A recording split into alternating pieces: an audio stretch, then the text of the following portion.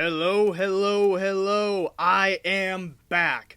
For those of you who are wondering, I just got back from vacation in beautiful Greece with my wife. It is France after all, so we take our holidays in August very seriously. But I am back and have several things to go over on this mega review episode of the Nautical Lariat Show. If you are new to the channel and podcast, I am your host, the voice of Nautical Lariat, Mr. Braeden, and I will be dissecting, analyzing, and reviewing some of the biggest things that have happened in both professional wrestling and inside of cinemas. All of my handles are at the bottom left of the screen, so make sure you all like, follow, and subscribe to me everywhere. I also have been very busy, incredibly busy, editing. A lot of brand new stuff is coming out soon, so please stay tuned. Speaking of which, a huge thank you to everyone who has watched, shared, and liked Beach Brawl Falls Count Anywhere from 2023. We have over 450 views right now, and I am so thankful and grateful for every single last one of them. Let's keep the views going up, and also keep a lookout for Clash of Kings Paris Street Fight from 2024, which will be coming out August 31st, this weekend, the weekend of Clash in Paris, and the 1-year anniversary of the event, Clash of Kings Paris Street Fight. Also, a huge shout out to everyone who has seen the new teaser trailer for NLPW Voyage, the new Nautical Lariat Pro Wrestling show coming out this September. If you love colorful characters, compelling stories, and old school professional wrestling, then I urge you to come along on this adventure and watch NLPW Voyage. Savvy? Okay, let's start off this week going over some of the past things that have happened in the world of professional wrestling, starting with the insanity of AEW All In Texas 2025. This gets a very easy 94%, 18.75 out of 20. It's an A for those who are keeping track.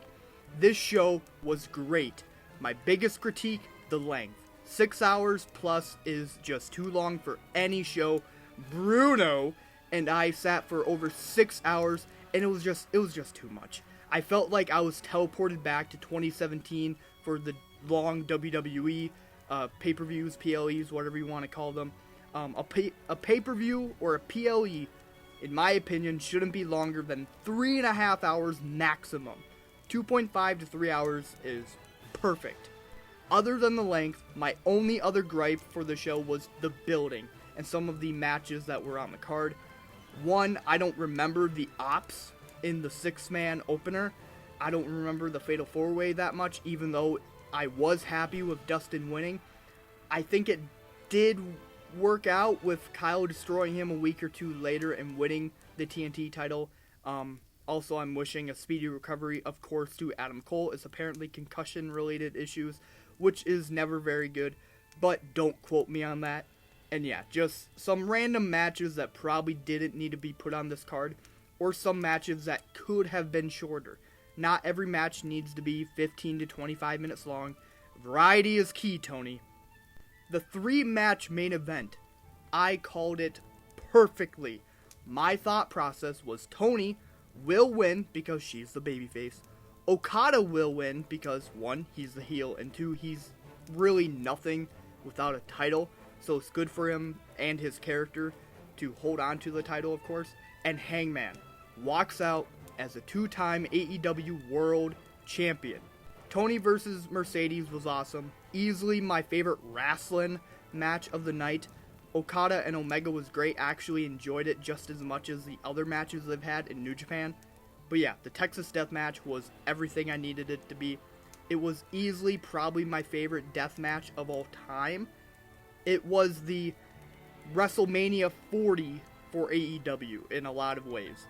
It was AEW's Avengers movie. Also, side note, honorable mention to the tag team match with Will and Swerve versus the Young Bucks. Very good match. Spot heavy match, but I did enjoy it.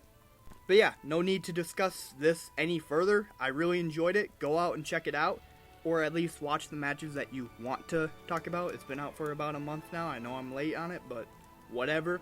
Let's talk about the WWE counter-programming of Saturday night's main event and Evolution. I'm pretty sure there might have been an NXT show as well, but I did not watch it. Starting off, Saturday night's main event saw Logan Paul and Drew McIntyre beat down Randy Orton and Jelly Roll after Randy got a pin on Drew, as well as Gunther retired Goldberg. I honestly don't remember anything else from this show other than those two matches. Rollins. This is where Rollins faked the injury and LA Knight took the W. I know it's very easy to say this in hindsight, but I saw this coming from the moment he landed and started holding his knee. I know knee injuries. I've blown out my knee in the ring, and I know he knows knee injuries as well, but his knee, when he landed, looked fairly bent and pretty stable. The commentary sold this very well, but from the body language alone, from what I was watching, I wasn't buying it. I was like, okay, this has to be a work, because his knee was bent in such a power stance, athletic movement, that it's hard for me to believe that he would just blow out a ACL, MCL, LCL, or a meniscus. But I will say I was 80% sure it was a work, so yeah, I guess there was some doubt for it being a shoot, but come on. Also, very big low blow on WWE for cutting off Goldberg's speech. I hope Goldberg gets the opportunity to go somewhere else to have a proper farewell. I know there's a lot of different deals going on, there's a lot of behind the scenes business stuff going on, but when it's your retirement match and you have some very important stuff to say, I think it's important to make sure you have time to say it. So them cutting him off after literally like a minute just doesn't seem right to me. And I mean, there are some people that wanted him to talk less, like Bret Hart. But yeah, Saturday night's main event, it gets a solid 70%, 14 out of 20 C-. It was really a one-match card that turned into a two-match card that surprisingly had only 3 matches that I really remember. So yeah, it was a decent show. Evolution. Yeah, it was better than I thought it was, but the build-up wasn't really good, and going head-to-head with a huge AEW weekend was never going to be a good move either. All I gotta say, it was a great cash-in by Naomi. I really enjoyed the match leading up to that with Rhea and Io. And the only other match that I really enjoyed was the tag team match for the tag team titles. But other than that, Evolution gets a solid 72%, 14.5 out of 20 C-. I got really nothing else to say about it. I think WWE kind of buried this pay-per-view in many ways, making it go up against AEW. But yeah, I think if you want to do an Evolution show, I'm all for it. Just build it better.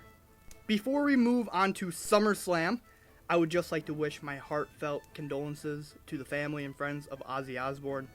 Ozzy's music, Black Sabbath, and the influence on the entire industry as a whole will never be forgotten. Rest well, Ozzy, your true icon and legend. I would also like to extend my thoughts and prayers to the friends and family of Hulk Hogan. Although I have become less and less of a fan of Terry, the person, for the past many years, I will always be a fan of Hulk Hogan and will always respect the impact and legacy that he has had on both pro wrestling and the pop culture industry as a whole. Okay, let's talk SummerSlam really quickly. I personally think the 2-night event was better than the 2-night WrestleMania 40 event. However, WrestleMania was built better, like far better than this, because this was all, shoehorned in literally on the final hour. Like, this was built within the final week. So yeah, not the best build up for SummerSlam this year. The 2 main points I want to discuss are the main events of both nights. I mean, if you guys want to have a more fleshed out review of SummerSlam. There are so many other people that have talked to death about it. I'm not going to do it. I just want to talk about the stuff I want to talk about.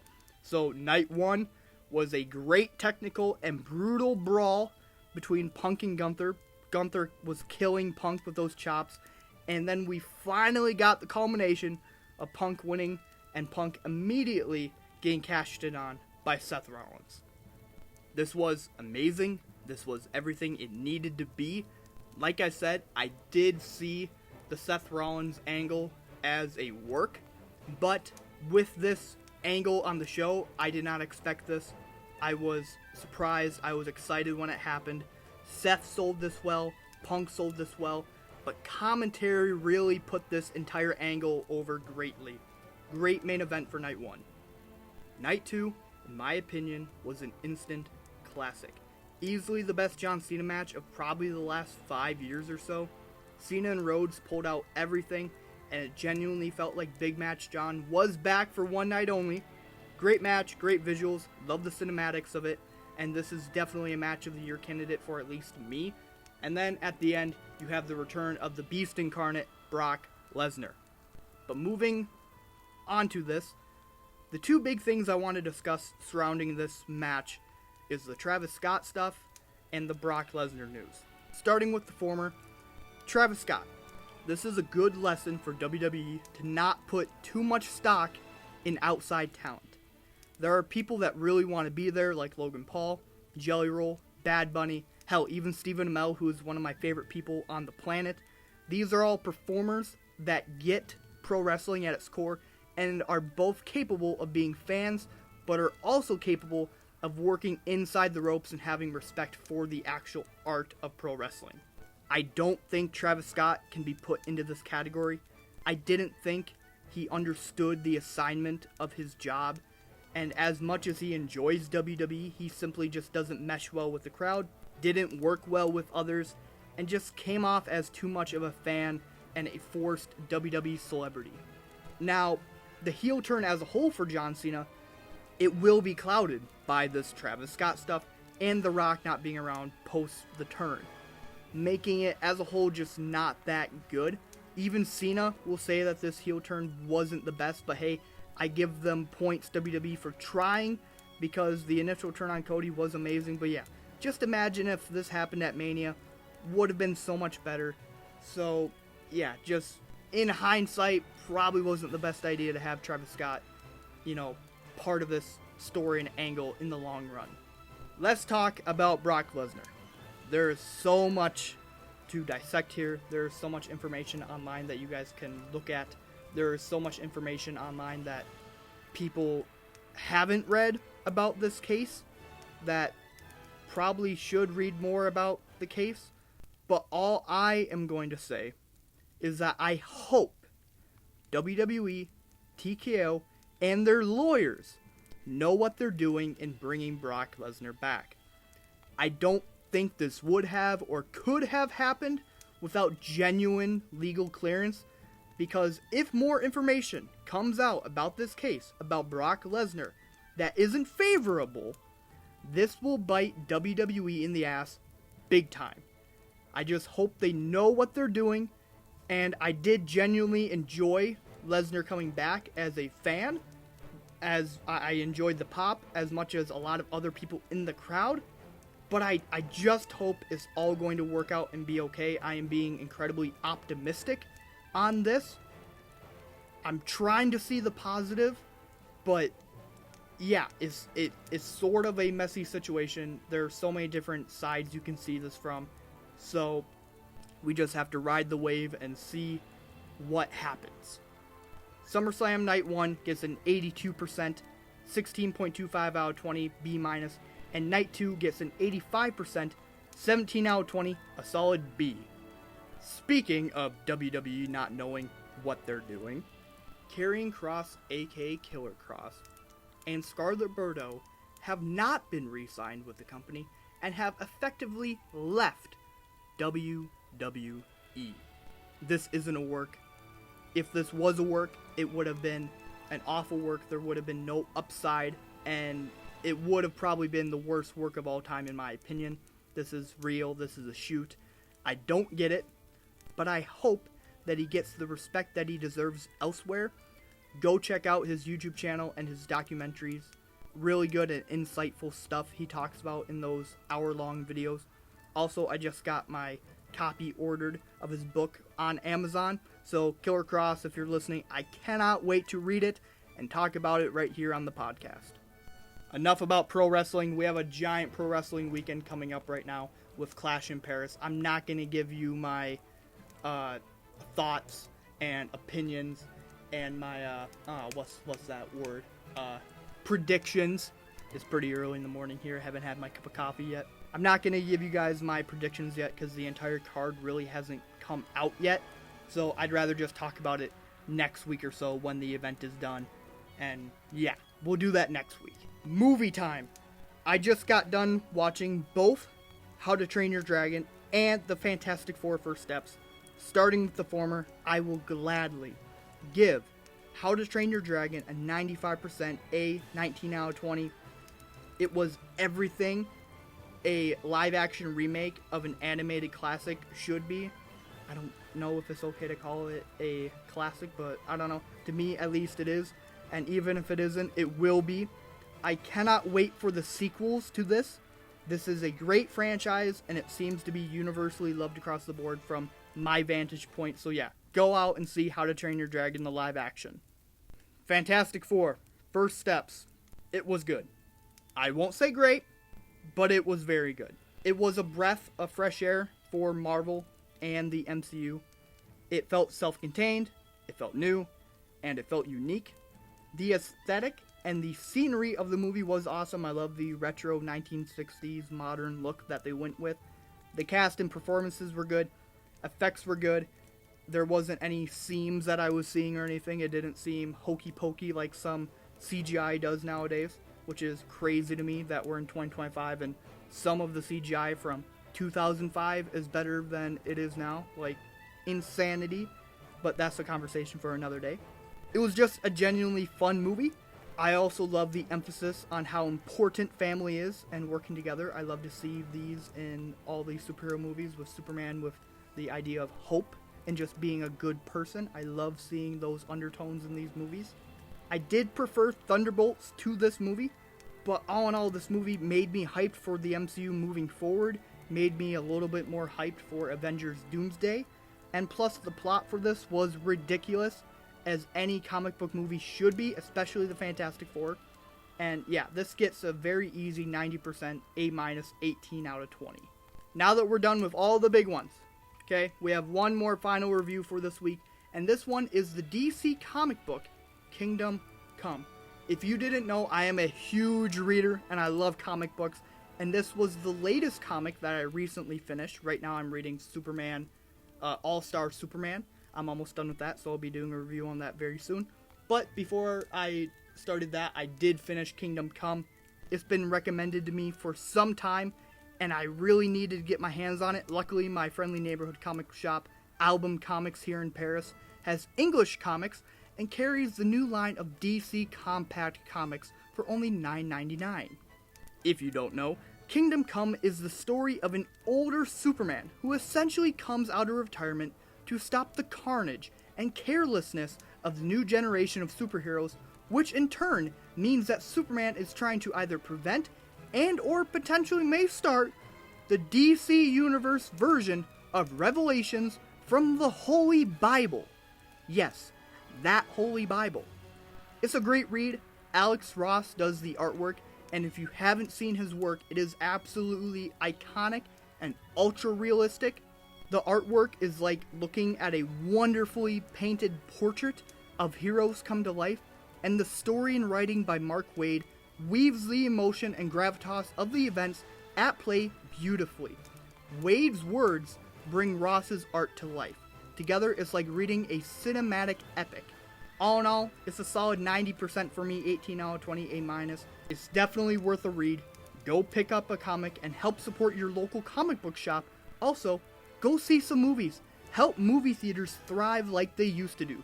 Movies are supposed to be watched on the big screen. That's it. That's the whole show. Thanks for watching, supporting, liking, and sharing, and subscribing and following the channels and the social media. I do Truly, truly appreciate it, and I know the rest of the talent that I work with do as well.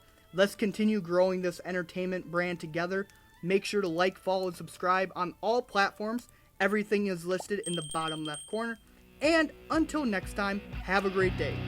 Savvy. Whoa, Black Betty, bam, ba-lam. Whoa, Black Betty, bam, ba-lam. Black Betty had a child.